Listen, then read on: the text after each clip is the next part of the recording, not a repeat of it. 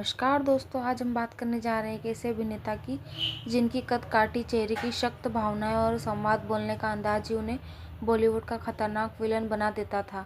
जी हाँ दोस्तों, हम बात कर रहे हैं महेश आनंद जी की। प्रारंभिक जीवन। महेश आनंद का जन्म 13 अगस्त 1961 को मुंबई, महाराष्ट्र में हुआ। उनका बचपन मुंबई की गलियों में बीता और शुरू से उन्हें डांस, मार्शल आर्ट्स और एक्शन सीन का बहुत शौक था। महेश का सपना था कि वे बड़े पर्दे पर अपने अंदाज से सबको चौंकाएं। उनकी लंबाई करीब 6 फीट 2 इंच थी और शरीर बेहद मजबूत। यही कारण था कि उन्हें शुरुआती दौर में मॉडलिंग और स्टेज शो के अवसर मिलने लगे। धीरे धीरे उन्होंने फिल्मों का रुख किया और एक छोटे रोल से शुरुआत की। बॉलीवुड में प्रवेश। महेश आनंद ने 1980 के दशक में बॉलीवुड में कदम रखा। शुरुआत में उन्हें सपोर्टिंग रोल और डांसर के रूप में काम मिला, लेकिन उनके अंदर तो खलनायक अभाव भी थी। उन्होंने जल्द ही निर्देशक को आकर्षित कर लिया। उनकी पहली बड़ी पहचान फिल्म शहंशाह से, जिसमें उन्होंने अमिताभ बच्चन के साथ सामने एक विलन का रोल निभाया। उनका स्टाइल, बॉलीवुड लैंग्वेज और संवाद बोलने का तरीका दर्शकों को खूब पसंद आया। 80 और 90 का विलन। महेश आनंद का दौर था 80 और 90 का, जब वो फिल्मों में एक्शन और विलन दोनों का जलवा बिखेरते थे। वो लंबे, ताकतवर और डांस में मशहूर थे। उन्होंने ज़्यादातर फिल्मों में मुख्य विलन के गोर्गो का सेकंड लीड विलन का किरदार निभाया। उनकी कुछ प्रमुख फिल्में: शहंशाह, गंगा जमुना सरस्वती, कुली नंबर 1, लाल बादशाह, स्वर्ग, थानेदार, शेखर सुमन और गोविंदा के साथ कई कॉमेडी एक्शन फिल्में। उनकी पहचान थी लंबा कद, डरावनी हंसी और डांस मूव्स। वो चाहते थे कि वे विलन लगे और यही उनकी खासियत थी। अभिनय शैली। महेश आनंद का रोल छोटा था, लेकिन उनका इफेक्ट बड़ा था। फिल्मों में जैसे ही वे स्क्रीन पर आते तो दर्शकों को पता चल जाता कि अब कुछ धमाकेदार होगा। वे अमरीश पुरी, शक्ति कपूर, गुलशन ग्रोवर जैसे विलन के साथ अक्सर दिखे और कई बार तो उनसे भी ज़्यादा प्रभावशाली लगे। उनका डायलॉग बोलने का तरीका बेहद दमदार था।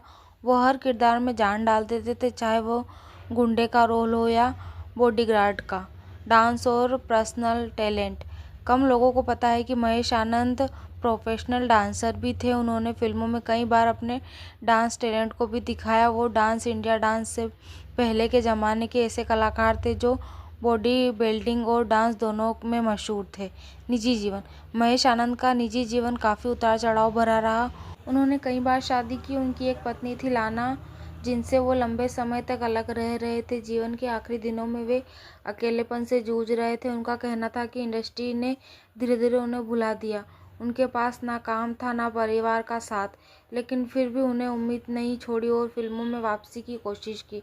आखिरी फिल्म। साल 2019 में उन्होंने रंगीला राजा फिल्म से वापसी की, जिसमें गोविंदा ने मुख्य भूमिका निभाई। इस फिल्म में उनका रोल छोटा था, लेकिन उनके चाहने वालों ने उन्हें फिर से पर्दे पर देखकर खुशी जताई। दुखद निधन। दुर्भाग्यवश 9 फरवरी 2019 को महेश आनंद का निधन हो गया। उनका शव उनके घर में से मिला। उनके पास सिर्फ एक खाना रखा था, जिससे साफ था कि वे अकेले रहते थे। उनकी मौत ने पूरे बॉलीवुड को झंझोर दिया। कई कलाकारों ने कहा, महेश जैसा कलाकार को इंडस्ट्री ने नज़रअंदाज किया। उनकी मौत ने यह याद दिलाया कि चमकदार बॉलीवुड के पीछे कितने कलाकार संघर्ष और तन्हाई में जूझ रहे हैं। विरासत। महेश आनंद भले ही आज हमारे बीच नहीं है, लेकिन उनकी फिल्में, उनका एक्शन स्टाइल और उनका कड़क विलन लुक आज भी याद किया जाता है। वो उन कलाकारों में से जिन्होंने छोटे छोटे रोल से भी बड़ी पहचान बनाई। समापन। दोस्तों, महेश आनंद का जीवन हमें ये सिखाता है कि कला के प्रति सच्चा समर्पण ही कलाकार है। असली पहचान, चाहे दुनिया उसे याद रखे ना रखे। उनका जीवन, संघर्ष, अकेलापन और जुनून, सब कुछ सिनेमा की सच्ची कहानी है।